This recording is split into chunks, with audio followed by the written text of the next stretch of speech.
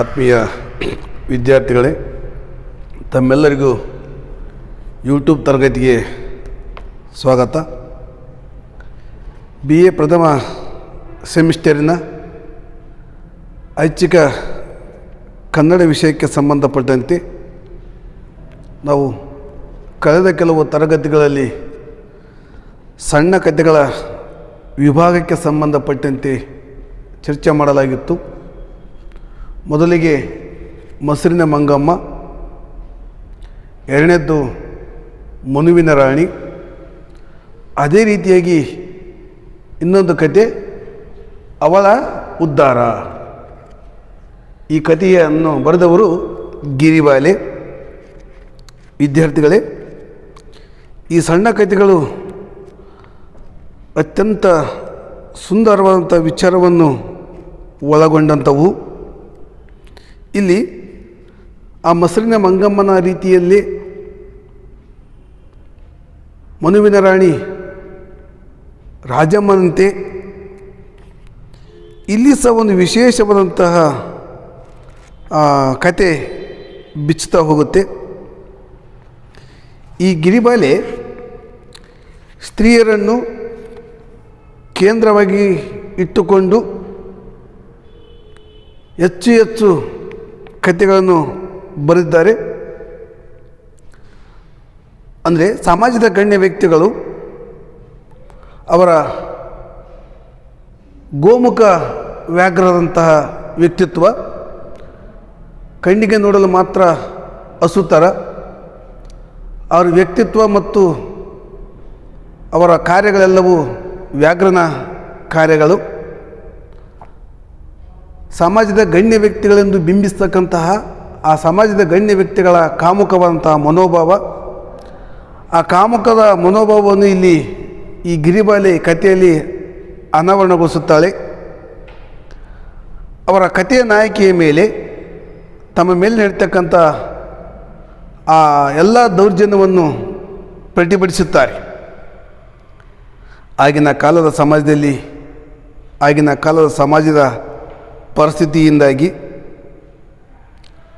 ಆ ಕಾಲಘಟ್ಟದಲ್ಲಿರ್ತಕ್ಕಂಥ ಎಲ್ಲ ಸ್ತ್ರೀಯರು ಪ್ರತಿಭಟನೆಗೆ ಫಲಪ್ರದವಾದದ್ದು ಬಹಳ ಕಡಿಮೆ. ಪ್ರತಿಭಟನೆ ಇದ್ದಿಲ್ಲ, ಅವರ ಆಸೆ ಆಕಾಂಕ್ಷೆಗಳಿಗೆ ಬೆಲೆನೇ ಇದ್ದಿಲ್ಲ, ಅವರ ನೊಂದ ಮನಸ್ಸನ್ನು ಕೇಳುವವರೇ ಇದ್ದಿಲ್ಲ. ಆ ಒಂದು ಕಾಲಘಟ್ಟದಲ್ಲಿ ಅದಿರ್ತಕ್ಕಂಥ ಗಣ್ಯ ವ್ಯಕ್ತಿಗಳು ಮಾಡಿದ್ದೇ ಮಾರ್ಗವಾಗ್ತಿತ್ತು. ಹಾಗಾಗಿ ಅವರ ಕಥೆಗಳಲ್ಲಿ ದುರಂತದ ಒಂದು ಛಾಯೆ ಇದೆ. ಅನಿವಾರ್ಯವಾಗಿ ಆ ಪರಿಸ್ಥಿತಿಗೆ ಹೊಂದಾಣಿಕೆ ಆಗಲೇಬೇಕು. ಆ ಕಥಾನಾಯಕಿಯ ದುರಂತದ ವಿಚಾರ ನಮಗೆ ಗೊತ್ತಾಗ್ತವೆ. ಇಲ್ಲಿ ಅವಳ ಉದ್ಧಾರ ಈ ಕಥೆಯಲ್ಲಿ ಬಾಲ ವಿಧವೆ. ಇಲ್ಲಿ ಬಾಲ ವಿಧವೆಯವಳು. ಈ ಅವಳ ಉದ್ಧಾರ ಕಥೆಯಲ್ಲಿ ಇವಳು ಬಾಲ ವಿಧವೆಯಾದಂಥ ನಾಯಕಿ ಅವಳ ಭಾವನೆಗಳನ್ನು ಕೆಡಿಸಿ ಗರ್ಭ ಧರಿಸುವಂತೆ ಮಾಡುತ್ತಾನೆ ಒಬ್ಬ ಶ್ರೀಮಂತ ವ್ಯಕ್ತಿ. ಆ ಗರ್ಭ ಧರಿಸುವಂತೆ ಮಾಡಿ ಅಬಲಾಶ್ರಮಕ್ಕೆ ಸೇರಿಸಿ ಅವಳನ್ನು ಅಲ್ಲಿರ್ತಕ್ಕಂಥ ಒಬ್ಬ ವಿದುರನಿಗೆ ಮಾರುತ್ತಾನೆ. ನೋಡಿ, ಒಬ್ಬಳು ಬಾಲ ವಿಧವೆ, ಅವಳಿಗೆ ನಂಬಿಸಿ ಮೋಸ ಮಾಡಿ ಅವಳ ಕನಸುಗಳೆಲ್ಲವನ್ನು ಸಂಪೂರ್ಣವಾಗಿ ನಾಶ ಮಾಡಿ ಅವಳನ್ನು ಒಂದು ಆಶ್ರಮಕ್ಕೆ ಮಾರುತ್ತಾನೆ. ಅಲ್ಲಿ ಆಶ್ರಮದ ವಿದುರನೊಬ್ಬನಿಗೆ ಮಾರಿದ ನಂತರದಲ್ಲಿ ಅವಳನ್ನು ಬಂಜಿ ಎಂದು ನಿಂದಿಸಿದಾಗ ಆ ಕೊಂಡುಕೊಂಡು ಹೋದಂಥ ವ್ಯಕ್ತಿ ಅವಳನ್ನು ಬಂಜಿ ಎಂದು ನಿಂದಿಸಿದಾಗ ಅವಳು ಮೊದಲು ನಾನು ಹೆತ್ತದ್ದನ್ನು ತಿಳಿಸಿಬಿಡುತ್ತಾಳೆ. ಬಂಜಿ ಎನ್ನುವ ಪದವನ್ನು ಸಹಿಸಲಾರೆ ಏನು ಮಾಡ್ತಾಳೆ, ನಾನ್ಯಾಕೆ ಬಂಜಿ ಹಾಕೋಗಲಿ, ಇನ್ನು ಮದುವೆಕ್ಕಿಂತ ಮುಂಚೆ ನಾನು ಹೆತ್ತಿದ್ದೀನಿ. ಆ ಹೆಣ್ಣಿನ ಸ್ವಾಭಿಮಾನದ ಪ್ರಶ್ನೆಯ ಈ ಒಂದು ಕಥೆಯಲ್ಲಿ ಬರುತ್ತೆ. ಬಂಜಿ ಎನ್ನುವ ಪದವನ್ನು ಸಹಿಸಲಾರದೆ ನಾನು ಬಂಜಿಯಲ್ಲ, ಇದಕ್ಕಿಂತ ಪೂರ್ವದಲ್ಲಿ ನಾನು ಒಂದು ಮಗುವಿಗೆ ಜನ್ಮ ಕೊಟ್ಟಿದ್ದೀನಿ ಅನ್ನೋ ವಿಚಾರ ಗೊತ್ತಾದಾಗ ಇಲ್ಲಿ ಆ ವಿಮರ್ಶಕ ಡಾಕ್ಟರ್ GS ಅಮ್ಮರವರು ಈ ಕಥೆಗಳನ್ನು ಅತ್ಯಂತ ಇವರ ಗಿರಿಬಾಲೆ ಕಥೆಯಲ್ಲಿ ಹೇಳ್ತಾರೆ ಏನಂದರೆ, ಕೊನೆಯಲ್ಲಿ ದಲ್ಲಾಳಿಯೊಬ್ಬನ ಕೈಗೆ ಸಿಕ್ಕಿ ನಾಯಕಿ ವೇಶ್ಯಾಗೃಹಕ್ಕೆ ಸೇರ್ತಾಳೆ. ಅವಳು ಬದುಕುಳಿಯುವ ನಿರ್ಧಾರ ಮಾಡುವುದರಿಂದಲೇ ವಿಶಿಷ್ಟವಾಗಿದೆ ಎಂದು ಕೂಡ ಅಮೂರವರು ಈ ಕಥೆಯಲ್ಲಿ ಹೇಳ್ತಾರೆ. ಕೊನೆಗೆ ಅವನು ಆ ವ್ಯಕ್ತಿ ಮನೆ ಬಿಟ್ಟು ಓಡಿಸಿದಾಗ ಅವರಿಗೆ ಮುಂದಿನ ದಾರಿ ಗೊತ್ತಿರಲಾರದೆ ಹೋಗುವಂಥ ಸಂದರ್ಭದಲ್ಲಿ ಒಬ್ಬ ದಲ್ಲಾಳಿ ಸಿಗ್ತಾನೆ. ಆ ದಲ್ಲಾಳಿ ಮೂಲಕ ಅವಳು ವೈಶ್ಯಗೃಹಕ್ಕೆ ಹೋಗ್ತಾಳೆ. ಆ ವೈಶ್ಯಗೃಹಕ್ಕೆ ಹೋಗಿ ತನ್ನ ಆ ಒಂದು ವಿಶಿಷ್ಟವಾದಂಥ ವಿಚಾರ ಇಲ್ಲಿ ಗೊತ್ತಾಗುತ್ತೆ. ವೈಶ್ಯಗೃಹಕ್ಕೆ ಹೋಗಿ ತನ್ನ ಜೀವನವನ್ನು ಕಳೆಯುವ ಒಂದು ಸಂದರ್ಭ ಬರ್ತಂತ ಕಿಸಿಂದ ಇಲ್ಲಿ ಖ್ಯಾತ ವಿಮರ್ಶಕ GS ಅಮೂರವರು ಸಹ ಈ ಒಂದು ವಿಚಾರವನ್ನು ಇಲ್ಲಿ ಹೇಳಲಾಗತ್ತೆ. ಅಂದರೆ ಇಲ್ಲಿ ಗೊತ್ತಿರಬೇಕು ನಮಗೆ, ಇದ್ರ ಮೂಲಕ ಅರ್ಥವಾಗ್ತಕ್ಕಂಥ ವಿಚಾರ ಏನಪ್ಪ ಅಂದರೆ, ಒಬ್ಬ ಈ ಬಾಲ ವಿಧಿಯವ ಕಥೆಯಾಗಿದೆ ಇದು. ಈ ಬಾಲ ವಿಧಿವೆ ಮದುವೆಯಾಗಿ ಒಬ್ಬ ವ್ಯಕ್ತಿಗೆ ತನ್ನ ಮನಸ್ಸನ್ನು ಕೊಟ್ಟು ಅವನಿಂದ ಮೋಸವಾಗಿ ಒಂದು ಮಗುವನ್ನು ಪಡೆದುಕೊಂಡು ಅವನೇನು ಮಾಡ್ತಾನೆ, ಒಂದು ಆಶ್ರಮಕ್ಕೆ ಸೇರಿಸ್ತಾನೆ. ಆಶ್ರಮದ ವ್ಯಕ್ತಿ ಅವಳನ್ನು ಉದ್ಧಾರ ಮಾಡುವ ನೆಪದಲ್ಲಿ ಒಬ್ಬನಿಗೆ ಮಾರ್ತಾನೆ. ಮಾರಿ ಕೊಂಡುಕೊಂಡಂಥ ವ್ಯಕ್ತಿ ಅವಳನ್ನು ಮನಸ್ಸಿಗೆ ನೋವು ಮಾಡಿ ಬಂಜೆಗಿಜಂತು ಇವಳನ್ನು ಮನೆ ಬಿಟ್ಟು ಹೊರ ಹಾಕ್ತಾನೆ. ಅನಿವಾರ್ಯವಾಗಿ ಅವಳು ವೇಶ್ಯಾಗೃಹಕ್ಕೆ ಸೇರ್ತಕ್ಕಂಥ ಆ ಕಥೆಯ ವೃತ್ತಾಂತ ನಮಗೆ ಗೊತ್ತಾಗುತ್ತೆ ವಿದ್ಯಾರ್ಥಿಗಳೇ. ಈ ಕಥೆ ಪರಿಪೂರ್ಣವಾಗಿ ನೋಡುವುದಾದರೆ, ಪತಿತಿಯೊಬ್ಬಳು ವಿಧವಾಶ್ರಮದ ಮುಂದೆ ನಿಂತಿದ್ದಳು. ಭಗಿನಿ, ಸಂಕೋಚ ಪಡಬೇಡ, ಬಾ ಒಳಗೆ ಬಾ, ನಿನ್ನ ಮನೆಯನ್ನು ತಿಳಿ. ಸಮಾಜರೂಪಿ ಕರಾಳ ರಾಕ್ಷಸನಿಂದ ನಿಮ್ಮಂಥವರನ್ನು ರಕ್ಷಿಸಲೆಂದೇ ಈ ಆಶ್ರಮವನ್ನು ಸ್ಥಾಪನೆಯಾಗಿರುತ್ತದೆ. ನೋಡು, ಈ ಬಾಲ ವಿಧಿವೆ ಒಬ್ಬನಿಂದ ಸಂಪೂರ್ಣವಾಗಿ ಮೋಸವಾಗಿರ್ತಾಳೆ. ಮೋಸವಾಗಿ ಅವಳಿಗೇನೂ ದಿಕ್ಕೆ ತೋಚಿದಂತೆ ಅವಳ ಜೀವನವಾಗಿರುತ್ತೆ. ಇನ್ನೇನು ಮಾಡಬೇಕಂತ ಕಿಸಿಂದ ಅವಳು ಹೋಗುವಂಥ ಸಂದರ್ಭದಲ್ಲಿ ವಿಧವಾಶ್ರಮದ ಮುಂದೆ ನಿಂತಿದ್ದಳಲ್ಲಿ ಅಲ್ಲಿ ಆ ವಿಧವಾಶ್ರಮದಲ್ಲಿರ್ತಕ್ಕಂಥ ವ್ಯಕ್ತಿ, ಭಗಿನಿ ಸಂಕೋಚ ಪಡಬೇಡ, ಬಾ ಒಳಗೆ ಬಾ, ಇದು ನಿನ್ನ ಮನೆಯೆಂದು ತಿಳಿ. ಸಮಾಜ ರೂಪಿ ಕರಾಳ ರಾಕ್ಷಸನಿಂದ ನಿಮ್ಮಂಥವರನ್ನು ರಕ್ಷಿಸಲೆಂದೇ ಈ ಆಶ್ರಮವನ್ನು ಸ್ಥಾಪನೆಯಾಗಿರ್ತದೆ. ಈ ಸಮಾಜದಲ್ಲಿರ್ತಕ್ಕಂಥ ಗಣ್ಯ ವ್ಯಕ್ತಿಗಳು, ಆ ಗಣ್ಯ ವ್ಯಕ್ತಿಗಳು ರಾಕ್ಷಸ ಅಂತಕ್ಕಂಥ ಗಣ್ಯ ವ್ಯಕ್ತಿಗಳ ಮೂಲಕ ಯಾರಿಗೆ ಅನ್ಯಾಯ ಆಗಿರುತ್ತೋ ಅಂಥ ವ್ಯಕ್ತಿಗಳಿಗೆ ನಾನು ಆಶ್ರಯ ಕೊಡ್ತಕ್ಕಂಥದ್ದೇ ಈ ಮೂಲ ಕಾರ್ಯ ಈ ಒಂದು ಆಶ್ರಮದ್ದು. ಹಾಗಾಗಿ ಇದು ನಿನ್ನ ಮನೆ ಅಂತ ಅನ್ಕೋ, ಬಾ ಒಳಗಡೆ ಬಾ ಅನ್ಕೇಶಿಂದ ಆಶ್ರಮದ ವ್ಯಕ್ತಿಗಳನ್ನು ಬರಕೈತೀನಿ. ಪತಿತಿಯ ಕಣ್ಣುಗಳಲ್ಲಿ ನೀರು ತುಂಬಿತು. ಆಹಾ, ತನ್ನದಲ್ಲದ ತನ್ನೊಂದು ಸಣ್ಣ ಅಪರಾಧಕ್ಕಾಗಿ ಮನೆಯಿಂದಲೇ ಹೊರದೂಡಿ ಬೀದಿಯ ಬಿಕಾರಣಿಯನ್ನಾಗಿ ಮಾಡಿದ ತನ್ನವರಲ್ಲಿ, ಸಹೋದರ ವಾಂಛೆಯಿಂದ ಅನಾಥಳಾದ ತನ್ನನ್ನು ಬರಮಾಡಿಕೊಳ್ಳುತ್ತಿರುವ ಈ ಮಹಾತ್ಮರಲ್ಲಿ, ಆ ವ್ಯಕ್ತಿ ಇವಳನ್ನು ಆಶ್ರಮಕ್ಕೆ ಕರೆದಾಗ ಇವಳ ಕಣ್ಣುಗಳಲ್ಲಿ ನೀರು ತುಂಬಿತು. ಆಹಾ, ಎಂಥ ವಿಚಿತ್ರ! ಯಾವುದೋ ಒಂದು ರೀತಿಯಿಂದ ನನ್ನ ತಪ್ಪೇ ಅಲ್ಲ, ಒಬ್ಬನಿಗೆ ಮನಸ್ಸು ಕೊಟ್ಟು ಆ ಒಂದು ಸಣ್ಣ ತಪ್ಪಿಗಾಗಿ ನನ್ನವರೆಲ್ಲವರು, ಅಣ್ಣ ತಮ್ಮಂದಿರು, ಬಂಧು ಬಳಗರೆಲ್ಲರೂ ನನ್ನನ್ನು ಮನೆ ಬಿಟ್ಟು ಹೊರ ಹಾಕಿದ್ದಾರೆ. ಒಂದು ಚಿಕ್ಕ ತಪ್ಪಿಗಾಗಿ ನನ್ನನ್ನು ಮನೆ ಬಿಟ್ಟು ಹೊರಹಾಕಿ ನನ್ನ ಬೀದಿ ಬಿಕಾರಣಿಯನ್ನಾಗಿ ಮಾಡಿದ್ದಾರೆ. ಇವರು ಯಾರೋ ಏನೋ ಗೊತ್ತಿಲ್ಲ, ನನ್ನನ್ನು ಆ ಸಹೋದರ ವಾತ್ಸಲ್ಯದಿಂದ ನನ್ನನ್ನು ಬರಮಾಡಿಕೊಳ್ತಿದ್ದಾರಲ್ಲ, ಅವರಲ್ಲಿ, ಇಂಥ ಮಹಾತ್ಮರಲ್ಲಿ ಅನ್ನುವ ಮನೋಭಾವ ಆ ವಿಧವೆಯಲ್ಲಿ ಬರುತ್ತೆ. ಅವಳ ಆಶ್ರಮದ ವ್ಯವಸ್ಥಾಪಕರನ್ನು ಹಿಂಬಾಲಿಸಲು ವಿಶಾಲದೊಂದು ಕೊಠಡಿ ಆಶ್ರಮದ ಕಾರ್ಯನಿರ್ವಾಹಕ್ಕಾಗಿ ಮೀಸಲಾಗಿಟ್ಟಿದ್ದೆಂದು ಕಂಡೊಡನೆ ತಿಳಿದು ಬರುವಂಥ ವ್ಯವಸ್ಥೆ ಉಳ್ಳದಾಗಿತ್ತು. ವ್ಯವಸ್ಥಾಪಕರು ತನ್ನ ಆಸನದಲ್ಲಿ ಕುಳಿತು ಮೇಜಿನ ಮೇಲಿದ್ದ ದಾಖಲೆ ಪುಸ್ತಕವನ್ನು ತೆಗೆದರು. ಆ ಆಶ್ರಮದ ವ್ಯವಸ್ಥಾಪಕರುಗಳನ್ನು ಕರೆದಾಗ ಅವರನ್ನು ಹಿಂಬಾಲಿಸ್ತಾಳೆ. ಅವರನ್ನು ಹಿಂಬಾಲಿಸಿದ ಬಳಿಕ ಆ ವಿಶಾಲದೊಂದು ದೊಡ್ಡ ಕೊಠಡಿ ಆಶ್ರಮದ ಕಾರ್ಯನಿರ್ವಹಣಕ್ಕಾಗಿ ಮೀಸಲಿಟ್ಟಿದ್ದಾಗಿದೆಂದು ಕಂಡೊಡನೆ ತಿಳಿದು ಬರುತ್ತೆ. ಅಂದರೆ ಆಶ್ರಮದ ಯಾವುದೇ ಕಾರ್ಯಕಲಾಪಕ್ಕಾಗಿದ್ದಂಥ ಒಂದು ಕೊಠಡಿ, ದೊಡ್ಡ ಕೊಠಡಿ, ಆಶ್ರಮದ ಕೆಲಸ ಮಾಡೋಕ್ಕೆ ನೇಮಿಸಿದಂಥ ಕೊಠಡಿಯಾಗಿತ್ತು. ಅದು ನೋಡಿದರೆ ಗೊತ್ತಾಗ್ತಿತ್ತು.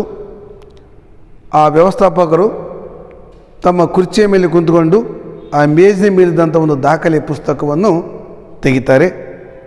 ನಿನ್ನ ಊರು ಯಾವುದು ತಾಯಿ ಅಂತ ಕೇಳಿದಾಗ ನನ್ನ ಊರು ಚಿಂತಾಮಣಿ. ಇವಳ ಊರು ಯಾವುದು? ಚಿಂತಾಮಣಿ. ನನ್ನ ಊರು ಯಾವುದು ಅಂದಾಗ ನನ್ನ ಊರು ಚಿಂತಾಮಣಿ ಅಂತ ಹೇಳ್ತಾಳೆ. ನೋಡು, ಇವಳ ಊರು ಚಿಂತಾಮಣಿ. ಹಾಗಾದರೆ ಹೆಸರು, ನನ್ನ ಹೆಸರು ಗೋಪಿ ಅಂತೇಳಿ. ವಿಧಿವಿ ಹೆಸರು ಏನ್ರಿ? ಗೋಪಿ. ನೆನಪಿರ್ಬೇಕಲ್ಲ, ಗೋಪಿ ಅಂತೇಳಿ ಕಿಸಿಂದ ಇನ್ನು ಊರು ಯಾವ ಊರು ತಾಯಿ ಅಂದರೆ ಚಿಂತಾಮಣಿ, ನಿನ್ನ ಹೆಸರು ಗೋಪಿ, ವಯಸ್ಸು 23 ವರ್ಷ. ನೋಡಿ, 23 ವರ್ಷದಲ್ಲಿಯೇ ಇವಳು ಏನಾಗಿದ್ದಾಳೆ? ವಿಧವೆಯಾಗಿದ್ದಾಳೆ. ವಯಸ್ಸೆಷ್ಟು? 23 ವರ್ಷ. ಮಕ್ಕಳಾಗಿದ್ದುವೇ ಅಂದರೆ ನೋಡು, ವಯಸ್ಸು 23 ಅಂದಾಗ ಮಕ್ಕಳಾಗಿದ್ದುವೇ ಅಂತ ಕೇಳಿದಾಗ ಹೇಳಮ್ಮ, ನಾಚ ಬಿಡ, ಅವಳು ಹೇಳಲ್ಲ. ಮಕ್ಕಳಾಗಿದ್ದು ಹೆಂಗ? ಇನ್ನು ಮದುವೆನೇ ಆಗಿಲ್ಲ, ಯಾಕ ಅಂತ ಕೇಳಿದಾಗ ಅದನ್ನು ಆ ಸಂಕೋಚ ಬರ್ತಾ ಹೇಳಮ್ಮ, ನಾಚ ಬಿಡ ಅಂದಾಗ ಈ ಸ್ಥಿತಿಗೆ ಬಂದು 10 ವರ್ಷಗಳಾಗುತ್ತಾ ಬಂದವು. ನಾನು ವಿಧವೆಯಾಗಿ 10 ವರ್ಷಗಳಾಗುತ್ತಾ ಬಂದವು.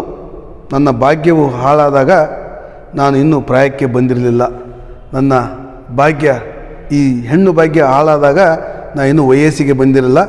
ಸರಿ, ಬಾಲ ವಿಧವೆಯೇ, ಆದರೆ ಇದೀಗ ಮನೆಯವರು ಕೈ ಬಿಡಲು ಕಾರಣವೇನು ತಿಳಿಸಬಹುದೇ? ಹೌದು, ಬಾಲ ವಿಧವೆ ಕರೆಕ್ಟು. ಮನೆಯವರು ನಿನ್ನನ್ನು ಯಾಕೆ ಕೈ ಬಿಟ್ಟರು? ಮನೆ ಬಿಟ್ಟು ನಿನ್ನನ್ನು ಯಾಕೆ ಹೊರ ಕಳಿಸಿದ್ರು? ಅದರ ಕಾರಣ ಏನು ಹೇಳ್ತೀಯ ಅಂದಾಗ ನನ್ನ ಭಾವನವರು, ನನಗೀಗ 7 ತಿಂಗಳು. ನಮ್ಮ ಆಶ್ರಮದ ಸಂಗತಿ ನಿನಗೆ ಹೇಗೆ ತಿಳಿಯಿತು ತಾಯಿ? ಪತ್ರಿಕೆ ಜಾಹೀರಾತಿನ ಮೂಲಕ. ಅದಕ್ಕೆಲ್ಲ ಮೂಲ ಕಾರಣ ನನ್ನ ಭಾವನವರು. ನನಗೀಗ 7 ತಿಂಗಳುಗಳ ಗರ್ಭಿಣಿಯಾಗಿದ್ದೇನೆ.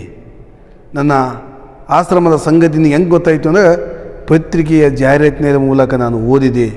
ಓ, ನಿನಗೆ ಓದೋಕ್ಕೆ ಮತ್ತು ಬರೆಯೋಕ್ಕೆ ಬರುತ್ತೆ ಅಂತ ಕೇಳಿದಾಗ ಶಾಲೆಗೆ ಓದೋವಳಲ್ಲ, ಆದರೆ ಓದಿ ಅರ್ಥ ಮಾಡಿಕೊಳ್ಳುವಷ್ಟು ತಿಳಿಯುತ್ತದೆ. ನಾನು ಶಾಲೆಗೆ ಹೋಗಿಲ್ಲ, ಆದರೆ ಓದಿ ಅರ್ಥ ಮಾಡ್ಕೊಳ್ತಕ್ಕಂಥ ಸಾಮರ್ಥ್ಯ ನನಗಿದೆ ಅಂತ ಹೇಳ್ತಾಳೆ. ಸರಿ, ಯಾವ ಚಿಂತೆ ಇಲ್ಲದೆ ನೀನಿನ್ನು ಸುಖವಾಗಿರ್ಬೋದು. ಈ ಪ್ರಕೃತಿಯ ಮಾತೃಮಂದಿರ ವಿಭಾಗದಲ್ಲಿ ನೀನು ಹೆಸರಿಸುವೆ. ಅಲ್ಲಿ ಮಾತೆಯೇ ನಿನ್ನನ್ನು ನಿಶ್ಚಿತವಾಗಿ ಪ್ರೀತಿಸುವವರು. ಆಯಿತು, ಇನ್ನು ಮೇಲೆ ಯಾವುದೇ ಚಿಂತೆಯೂ ಬೇಡ ನಿನಗೆ. ಅತ್ಯಂತ ಸುಂದರವಾಗಿ ಜೀವನವನ್ನು ಸಾಗಿಸ್ಬೋದು. ಈ ಪ್ರಕೃತಿಯ ಮಡಿದಲ್ಲಿ ನೀನು ಮಾತೆಯಾಗಿರಿಸಿಕೊಂಡು ಸ್ವಚ್ಛಂದವಾಗಿ ನೀನು ಜೀವನವನ್ನು ಕಳೆಯಬಹುದು ಅಂತ ಕೃಷ್ಣಂದ ಅವನು ಹೇಳ್ತಾನೆ. ವಿದುರನೊಬ್ಬ ಅಲ್ಲಿಗೆ ಸಂಪೂರ್ಣವಾಗಿ ಅವನಿಗೆ ಹೆರಿಗೆ ಆಗುತ್ತೆ, ಮಗು ಆಗುತ್ತೆ, ಎಲ್ಲ ಆಗುತ್ತೆ. ವಿದುರನೊಬ್ಬ ವಿಧವಾಶ್ರಮದ ಮುಂದೆ ನಿಂತನು. ದಯಮಾಡಿಸಬೇಕು ರಾಯರು, ತಮ್ಮದೇ ಸಂಸ್ಥೆಯನ್ನು ತಿಳಿಯಬೇಕು, ಸಂಕೋಚ ಮಾಡಬಾರ್ದು, ಒಳಕ್ಕೆ ಬರುಣವಾಗಲಿ. ಅದೇ ವಿಧವಾಶ್ರಮದ ಮುಂದೆ ಒಬ್ಬ ವ್ಯಕ್ತಿ ಬಂದಿದ್ದ. ಆ ವ್ಯಕ್ತಿ ಬಂದು ಇವು ನೋಡಿದಾಗ ಒಳಗೆ ಬರಬೇಕು, ದಯಮಾಡಿಸ್ಬೇಕು ನೀವು ರಾಯರು, ಇದು ನಿಮ್ಮ ಆಶ್ರಮ ಅಂತ ತಿಳ್ಕೋಬೇಕು, ನೀವು ಸಂಕೋಚ ಪಡಬಾರ್ದು, ಬರ್ರಿ ಒಳಗಡೆ ಕೃಷ್ಣ ಒಳಗಡೆ ಕರ್ತಿನ. ವಿದುರ ವ್ಯವಸ್ಥಾಪಕನು ಹಿಂಬಾಲಿಸಿದನು. ಇಬ್ಬರು ಏಕಾಂತಕ್ಕೆ ನಡೆದರು. ಬರ್ತಾನೆ ಆ ಆಶ್ರಮದ ವ್ಯವಸ್ಥಾಪಕ ಮತ್ತು ಬಂದಂಥ ಶ್ರೀಮಂತ ವ್ಯಕ್ತಿ. ಇಬ್ಬರು ಮಾತಿಗೆ ಮಾತು ಕೂತ್ಕೊತಾರೆ, ಮಾತಾಡ್ಕೊಂಡು ಹೇಗಂತಂದು ಇರ್ತಾರೆ. ನಿಮ್ಮ ಪ್ರಸಿದ್ಧ ಪತ್ರಿಕೆಯ ಜಾಹೀರಾತು ಪ್ರಕಾರ ನಾನು ಬಂದಿರುವುದಾಗಿದೆ. ದೊಡ್ಡ ಮನೆ, ಬೇಕಾದಷ್ಟು ಸಂಪತ್ತು, ಮಕ್ಕಳೆಲ್ಲ. ಅವಳು ಹೋಗಿ ವರ್ಷವಾಯಿತು. ಅವಳು ಇದ್ದಾಗಲೂ ಕಾಯಿಲೆ, ಸಂಸಾರದ ಸುಖವಿಲ್ಲ, ಪ್ರಾಯ ಮೀರಿದರೂ ಒಂದು ಆಸೆ, ಒಂದು ಭ್ರಾಂತಿ. ಒಂದಾದರೂ ಮಗುವಿಗಾಗಿ ಸಂಪತ್ತಿಗೆ ವಾರಸುದಾರ ದೊರೆಯುವುದು, ಪಿತೃಋಣ ತೀರಿತೋ ಏನೋ ಎಂದು ಸಣ್ಣ ಹುಡುಗಿಯನ್ನು ಮದುವೆಯಾಗುವ ಪ್ರಾಯ ಮೀರಿತು. ನೋಡಿ, ನಿಮ್ಮ ಪತ್ರಿಕೆಯಲ್ಲಿ ಜಾಹೀರಾತು ನೋಡಿದೆ. ಆ ಪತ್ರಿಕೆಯಲ್ಲಿ ನಿಮ್ಮ ಸಮಾಚಾರವನ್ನು ನೋಡಿ ನಿಮ್ಮ ಆಶ್ರಮಕ್ಕೆ ಬಂದಿದ್ದೇನೆ. ಅಷ್ಟೇ ಅಲ್ಲ, ನೋಡಿ, ನನ್ನ ಹೆಂಡತಿ ಸತ್ತು 1 ವರ್ಷವಾಯಿತು. ಅವಳಿದ್ದಾಗೂ ನನಗೆ ಸುಖವಿಲ್ಲ, ಬರೇ ಕಾಯಿಲೆ ಇತ್ತು. ಅವಳಿದ್ದಾಗ ನನಗೆ ಸಂಸಾರದ ಸುಖವಿಲ್ಲ. ದೊಡ್ಡ ಮನೆ, ಬೇಕಾದಷ್ಟು ಸಂಪತ್ತು, ಹಣಕ್ಕೇನು ಕೊರತೆ ಇಲ್ಲ. ಆದರೆ ನನಗೆ ಯಾಕೋ ಏನೋ ಒಂದು ಬಯಕೆ. ಎಂಥ ಬಯಕೆ? ಪಿತೃಋಣವನ್ನು ತೀರಿಸಬೇಕು. ಈ ಎಲ್ಲ ಇಡೀ ಆಸ್ತಿಗೆಲ್ಲ ಒಬ್ಬ ವಾರಸುದಾರ ಬೇಕು. ಅದಕ್ಕೋಸ್ಕರವಾಗಿ ಯಾಕೋ ಏನೋ ಗೊತ್ತಿಲ್ಲ, ಒಂದು ಸಣ್ಣ ಹುಡುಗಿಯನ್ನು ಮದುವೆಯಾಗುವ ಪ್ರಾಯ ಮೀರಿತು ನೋಡಿ. ಸಣ್ಣ ಹುಡುಗಿಯನ್ನು ಮದುವೆ ಆಗೋಕ್ಕೆ ನಂದು ವಯಸ್ಸು ಮುಗಿದೋಗೈತೆ. ಅದಕ್ಕೋಸ್ಕರವಾಗಿ ಯಾವುದಾದ್ರೊಂದು ಆಶ್ರಮದ ಹುಡುಗಿಯನ್ನು ಮದುವೆ ಆಗ್ತೀನಿ. ಅದಕ್ಕೋಸ್ಕರವಾಗಿ ನಿಮ್ಮ ಆಶ್ರಮದ ಕಡೆ ಬಂದಿದ್ದೇನೆ. ಚೇರಾಯರೇ, ತಮಗೆ ಪ್ರಾಯ ಸಂದಿರುವುದಾದರೂ ಹೇಳಿದವರು ಯಾರು? ರಾಯರೇ, ನಿಮ್ಮ ವಯಸ್ಸಾಗೈತೆ ಅಂತ ಹೇಳಿದವರು ಯಾರು? ವಯಸ್ಸು ಇನ್ನೂ ಆಗಿಲ್ಲ, ಇನ್ನೂ ಸಣ್ಣ ವಯಸ್ಸೈತೆ ಅಂತ ಆ ಆಶ್ರಮದ ವಾರಸುದಾರ ಹೇಳ್ತಾನೆ. ಹೆಚ್ಚಾದರೆ 50. ಸಂಧ್ಯಾ ಪಾಶ್ಚಿಮಾತ್ಯರು ನೋಡಿ 50ರಲ್ಲಿ ಯೌವನದ ಉದಯವೆನ್ನುವರು. ತಮ್ಮಂಥವರ ಸಹಾಯವಾಗೋದಲ್ಲದೆ ಅನಾಥರಿಗೆ ದಾರಿ ಕಾಣಿಸಲೆಂದೇ ನಾವು ಈ ಆಶ್ರಮವನ್ನು ಬಹು ಶ್ರಮದಿಂದ ನಡೆಸುತ್ತಾ ಬಂದಿದ್ದೇವೆ. ತಮ್ಮಂಥ ಎಷ್ಟೊಂದು ಸದ್ಗೃಹಸ್ಥರು ನಮ್ಮಿಂದ ಸಂತೋಷ ಕಾಣಲಿಲ್ಲ. ಎಷ್ಟೊಂದು ಅನಾಥ ಅಬಲೆಯರು ಮಕ್ಕಳ ಮರಿಗಳನ್ನು ಹಡೆದು ಸಮಾಜದಲ್ಲಿ ಗೌರವ ಸ್ಥಾನವನ್ನು ಹೊಂದಲಿಲ್ಲ. ಎಲ್ಲ ಈಶ್ವರ ಕೃಪೆ. ತಮ್ಮ ಸುಖಕ್ಕಾಗಿ ತಾವು ಇಷ್ಟಪಡುವ ಪ್ರಾಣಿಯನ್ನು ಆರಿಸಿಕೊಳ್ಳಬಹುದು. ಬಾಲ ವಿಧವೆಯರು, ಪ್ರೌಢ ವಿಧವೆಯರು, ಮಕ್ಕಳ ತಾಯಿಂದರು, ಗರ್ಭವತಿಯರು ಇವರೆಲ್ಲಾರಾದರೂ ಸರಿಯೇ ತಮ್ಮ ತೋರಿಕೆಗೆ ಬಂದೊಡನೆ ತಮ್ಮ ಗೃಹಿಣಿ ಎಂದು ತಿಳಿಯಿರಿ. ಚೇರಾಯರೇ, ನಿಮಗೇನು ವಯಸ್ಸಾಗೈತೆ? ವಯಸ್ಸಾಗಿಲ್ಲ, ಹಂಗೆ ಯಾಕೆ ಅನ್ಕೊಂತೀರಿ? ಭಾಳ 50 ವಯಸ್ಸು ನೋಡು. ಪಾಶ್ಚಾತ್ಯ ದೇಶಗಳಲ್ಲಿ, ವಿದೇಶಗಳಲ್ಲಿ 50 ಯೌವನದ ಉದಯ ಕಾಲ ಅಂತ ಕರೀತಾರೆ. ಅಂಥದ್ರಲ್ಲಿ 50 ಭಾಳ ಅಲ್ಲ ಬಿಡ್ರಿ. ನಿಮ್ಮಂಥ ಇರೋದ್ರಿಂದಲೇ ಅಬಲೆಯರಿಗೆ ಆಶ್ರಯವಾಗುತ್ತೆ. ನಮ್ಮಂಥ ಆಶ್ರಮಗಳು ಭಯಂಕರವಾಗಿ ಬೆಳಕು ಪ್ರಾರಂಭವಾಗ್ತವೆ. ಹಾಗಾಗಿ ನೋಡು, ನಿಮ್ಮಂಥವರ ಬಹು ಆಶ್ರಮ ನಡೆಸುತ್ತಾ ಬಂದಿದ್ದೇವೆ. ತಮ್ಮಂಥ ಎಷ್ಟೊಂದೋ ವ್ಯಕ್ತಿಗಳು ಸದ್ಗೃಹಸ್ಥರು ನಮ್ಮಿಂದ ಸಂತೋಷ ಕಾಣಿಲ್ಲ. ಎಷ್ಟೋ ಅನಾಥ ಅಬಲೆಯರು ಮಕ್ಕಳ ಮರಿಗಳನ್ನು ಹಡೆದು ಸಮಾಜದಲ್ಲಿ ಗೌರವ ಸ್ಥಾನವನ್ನು ಪಡ್ಕೊಂಡಿಲ್ಲ. ಹೇಳಿ, ಎಲ್ಲ ಆ ದೇವರ ಕೃಪೆ. ತಮ್ಮ ಸುಖಕ್ಕಾಗಿ ತಾವು ಇಷ್ಟಪಡ್ತಕ್ಕಂಥ ಪ್ರಾಣಿಯನ್ನು ನೀವು ಈ ಎಲ್ಲ ಅಬಲೆಯಲ್ಲಿ ನೀವು ಆಯ್ಕೆ ಮಾಡಿಕೊಳ್ಬೋದು. ಪ್ರೌಢ ವಿಧವೆ, ಬಾಲ ವಿಧವೆ, ಗರ್ಭವತಿಯರು, ಮಕ್ಕಳಿದ್ದಂಥ ತಾಯಿಯಂದಿರು, ಸರಿಯೇ, ಯಾವುದಾದ್ರೂ ಸರಿಯೇ. ನಿಮ್ಮ ತೋರಿಕೆಗೆ ಬಂದೊಡನೆ ಅವಳೇ ನಿಮ್ಮ ಗೃಹಿಣಿ ಅಂತ ಅಂದ್ಕೊಂಬಿಡ್ರಿ ನೀವು, ಆಶ್ಚರ್ಯ ಇಲ್ಲ. ಅದೆಲ್ಲ ಸರಿಯೇ. ನನಗೆ ಪ್ರಾಯ ಬಂದ ಒಂಟಿ ಸ್ತ್ರೀಯೇ ಆಗಬೇಕಾಗಿದೆ. ತಮ್ಮ ಖರ್ಚು ಏನು ತಗೊಳ್ಳಬಹುದು, ಅವೆಲ್ಲ ಕರೆಕ್ಟು. ವಯಸ್ಸಿಗೆ ಬಂದಂತಹ ಒಬ್ಬ ಗೃಹಿಣಿ ಆಗಬೇಕು ನನಗೆ, ವಯಸ್ಸಿಗಿದ್ದಂಥ ಒಬ್ಬ ಗೃಹಿಣಿ ಆಗಬೇಕು ನಮಗೆ. ಆದರೆ ಅದಕ್ಕೆಷ್ಟು ಖರ್ಚಾಗುತ್ತಾ ಹೇಳ್ರಿ ಅಂದಾಗ ತಮ್ಮಂತರು ಹಾಗೆ ಕೇಳಬಾರ್ದು. ಅನಾಥೋದ್ಧಾರಕ್ಕಾಗಿ ವೇಸಲ್ಪಡುವ ಹಣ ಅದು ಎಷ್ಟಾದ್ರೇನು, ತಾವು ಇಷ್ಟಪಟ್ಟಷ್ಟು 500 ರಾಯರೇ, ಹೋಗಲಿ 1000. ನೋಡಿರಿ, ಹಾಗೆಲ್ಲ ನೀವು ಹಣದ ವಿಚಾರ ಮಾತಾಡಬಾರ್ದು. ಯಾಕಾಗಂದ್ರೆ ಏನು, ಅನಾಥರ ಉದ್ಧಾರಕ್ಕಾಗಿ ವೇಸಲ್ಪಟ್ಟಂಥ ಹಣ ಅದು ಎಷ್ಟಾದ್ರೇನು, ತಾವು ಇಷ್ಟಪಟ್ಟಷ್ಟು. ಅವಂತ 500 ರಾಯರೇ, ಹೋಗಲಿ 1000 ಅಂತ ನಾವು. ಹಾಗಾದಾಗ ತಾವು ತಮ್ಮ ಗೋಪಿಯನ್ನು ನೋಡಬೇಕು. ಸುರಸುಂದರಿ, ಸದ್ಗುಣಿ, ಮಗಳಂತೆ ಒಂದು ವರ್ಷದಿಂದ ಸಾಕಿದ್ದೇವೆ. ಅವಳ ಕೂದಲು ಮುಡಿ ಬೆಲೆ ಇಲ್ಲ ರಾಯರೇ, ತಮ್ಮ 1000. ಅದೋ ಇತ್ತ ಈ ಕಿಟಕಿಯ ಕಡೆ ಬನ್ನಿ, ಅಲ್ಲಿ ನೋಡಿ, ತುಳಸಿಗೆ ನೀರನ್ನು ಏರುತ್ತಿದ್ದಾಳೆ. ಅವಳೇ ನಾಳೆ ತಮ್ಮ ಗೃಹಿಣಿಯಾಗುವ ತಕ್ಕವಳು. ತಮ್ಮಂಥ ಶ್ರೀಮಂತರನ್ನು ಸೇರಿ ಅವಳ ಹಾಳಾದ ಭಾಗ್ಯವು ಬೆಳಗಲಿ. ನೋಡು, ತಾವು ಗೋಪಿಯನ್ನು ನೋಡಬೇಕು. ಸುರಸುಂದರಿ, ಸದ್ಗುಣವಂತೆ, ಅವಳನ್ನು ನಾವು 1 ವರ್ಷದಿಂದ ಮಗಳಂತೆ ಸಾಕಿದ್ದೇನೆ. 1 ವರ್ಷದಿಂದ ಅವಳನ್ನು ಮಗಳಂತೆ ಸಾಕಿದ್ದೇನೆ. ಅವಳ ಕೂದಲು ಮುಡಿಯ ಬೆಲೆ ಇಲ್ಲ ರಾಯರೇ, ನೀವು ಕೊಟ್ಟಂಥ 1000. ಅವಳ ಸುಂದರವಾದಂಥ ಕೂದಲಿದ್ದಲ್ರಿ, ಆ ಕೂದಲಿ ಬೆಲೆನೂ ಆಗಲ್ಲ ನೀವು ಕೊಟ್ಟಂಥ 1000. ಅದೋ ಅತ್ತ ಆ ಕಿಟಕಿಯ ಕಡೆ ಬನ್ನಿ, ಅಲ್ಲಿ ನೋಡಿ, ಆ ತುಳಸಿಯ ಗಿಡಕ್ಕೆ ನೀರಿರಕತೆ ಅಲ್ರಿ, ಅವಳೇ ತಮ್ಮ ಗೃಹಿಣಿಯಾಗುವ ತಕ್ಕವಳು. ತಮ್ಮಂಥ ಶ್ರೀಮಂತರನ್ನು ಸೇರಿ ಅವಳ ಹಾಳಾದ ಭಾಗ್ಯವು ಬೆಳಗಲಿ ಅಂತ ಹೇಳ್ತೀನಿ. ಏನು, ಅವಳು ನನ್ನವಳೇ ಇರಲಿ. ಮರು ಮಾತಲ್ಲಿ 5,000 ಒಪ್ಪಿಕೊಂಡನು. ಒಂದು ಮಾತಲ್ಲ ಎರಡು ಮಾತಲ್ಲ, ಅವಳ ಸೌಂದರ್ಯವನ್ನು ನೋಡಿ ಬೆರಗೋಗ್ತಾನ ಆ ಸಾಹುಕಾರ. 500,000 ಬೇಡ, ಒಂದೇ ಮಾತಿಗೆ ಮರು ಮಾತಾಡದೆ 5,000 ಕೊಡುವೆ ಅವಳೆಂದರೆ ಅಂದು ನಿಮ್ಮ ಆಶ್ರಮ ಚಿರಸ್ಥಾಯಿಯಾಗಿರಲಿ. ಇಂಥ ಸ್ತ್ರೀಯರು ನಿಮ್ಮ ಆಶ್ರಮಕ್ಕೆ ಇನ್ನೂ ಹೆಚ್ಚಲಿ. ಆರ್ಯ ವಿಧಿರಿತ್ಯ ನಾಳೆಯೇ ಶುಭ ಮುಹೂರ್ತವಾಗಬಹುದೇ? ಆಯ್ತು, ಇಷ್ಟೇ ಅಲ್ಲ, ನಾಳೆನೇ ಮದುವೆ ಮಾಡಿಬಿಡೋಣ, ನಾಳೆನೇ ಒಳ್ಳೆಯ ದಿವಸ. ಹಾಗಾಗಿ ಅಂತ ಹೇಳಿದ ತಮ್ಮ ಆಜ್ಞೆಗೆ ವಿರೋಧವೇ? ನಮಸ್ಕಾರ ನಮಸ್ಕಾರ, ಆಯಿತು, ನಿಮ್ಮ ಆಜ್ಞೆಗೆ ನಾನು ಒಲ್ಲಿಂತಿನ, ಆಯ್ತಾಯ್ತು, ನಮಸ್ಕಾರ ನಮಸ್ಕಾರ, ನಾಳೆನೇ ಮದುವೆ ಮಾಡಿಬಿಡೋಣ. ಅಂದರೆ ಶ್ರೀಮಂತ ವರ್ಗದ ವ್ಯಕ್ತಿಗಳು ಆ ಸ್ತ್ರೀಯರನ್ನು ಹಣ ಕೊಡುವುದರ ಮೂಲಕ ಈ ರೀತಿಯಾಗಿ ತಮ್ಮ ಆ ವಾಂಛೆಯ ತಮ್ಮ ಆಸೆಯನ್ನು ಈಡೇರಿಸಿಕೊಳ್ಳುವ ಸಲುವಾಗಿ, ತಮ್ಮ ಕಾಮುಕದ ಮನೋಭಾವವನ್ನು ಈಡೇರಿಸಿಕೊಳ್ಳುವ ಸಲುವಾಗಿ ಈ ಆಶ್ರಮವು ಇಂತಿಂಥ ಅನಾದರ ಕೃತ್ಯಕ್ಕೆ ಕೈ ಹಾಕುತ್ತಿದೆ ಅನ್ನುವ ವಿಚಾರ ಇಲ್ಲಿ ಗೊತ್ತಾಗುತ್ತೆ. ಅವಳನ್ನು 5,000 ಕೊಟ್ಟು ಕೊಂಡ್ಕೊತಾನೆ. ಯಾರನ್ನು? ಆ ಗೋಪಿಯನ್ನು. ಮಗಳಂತೆ ಸಾಕಿನಂತೆ ಹೇಳಿದಂಥ ಒಂದು ಆಶ್ರಮದ ಒಂದು ವ್ಯವಸ್ಥಾಪಕರು ಅವಳನ್ನು 5,000ಕ್ಕೆ, ಎಷ್ಟು 5,000 ರೂಪಾಯಿಗೆ ಇವಳನ್ನು, ಈ ಗೋಪಿಯನ್ನು ಕೇವಲ 5,000ಕ್ಕೆ ಏನಂತ ಮಾರಾಟವನ್ನು ಮಾಡಲಾಗುತ್ತೆ. ಆ ರಾಯ ನಾಳೆನೇ ಮದುವೆ ಮಾಡೋಣ ಅಂದ್ಕೇಸಿಂದ ಅವಳ ಮದುವೆ ವಿಚಾರವನ್ನು ಪ್ರಸ್ತಾಪ ಮಾಡಿ ಅವಳನ್ನು ಮದುವೆಗೆ ಒತ್ತಾಯಿಸ್ತಾರೆ ವಿದ್ಯಾರ್ಥಿಗಳೇ. ಹಾಗಾದರೆ ಆ ರಾಯ ಅವಳನ್ನು ಮದುವೆ ಆಗ್ತಾನೆ.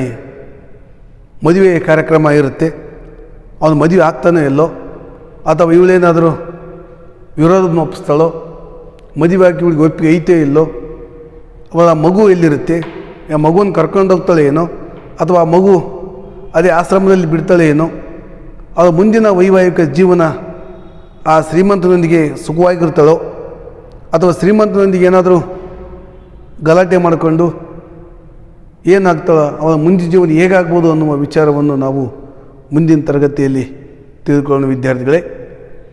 ಇದಕ್ಕಿಂತ ಪೂರ್ವದಲ್ಲಿ ನಿಮ್ಮೆಲ್ಲರಿಗೂ ಒಂದು ವಿಶೇಷವಾದಂಥ ಮಾಹಿತಿ. ನೀವು ಇದೇ ತಿಂಗಳು 17ನೇ ತಾರೀಕಿನಿಂದ ಕಾಲೇಜುಗಳು ಪ್ರಾರಂಭವಾಗುವ ಸಂಭವವಿದೆ. ಹಾಗಾಗಿ ತಾವೆಲ್ಲರೂ ಕಾಲೇಜಿಗೆ ಬರುವ ಪೂರ್ವ ತಯಾರಿಯನ್ನು ಮಾಡ್ಕೋಬೇಕು. ಹಾಗೂ ಈ BA ಪ್ರಥಮ ಸೆಮಿಸ್ಟರ್ನಲ್ಲಿ ಓದ್ತಕ್ಕಂಥ ಎಲ್ಲ ವಿದ್ಯಾರ್ಥಿಗಳು ನೀವು ನಿಮ್ಮೆಲ್ಲ ದ್ವಿತೀಯ PUC ಅಂಕಪಟ್ಟಿಯನ್ನು ನಮ್ಮ ಕಾಲೇಜಿಗೆ ಬಂದು ಕೊಡಬೇಕೆಂದು ವಿನಂತಿ. ಧನ್ಯವಾದಗಳು.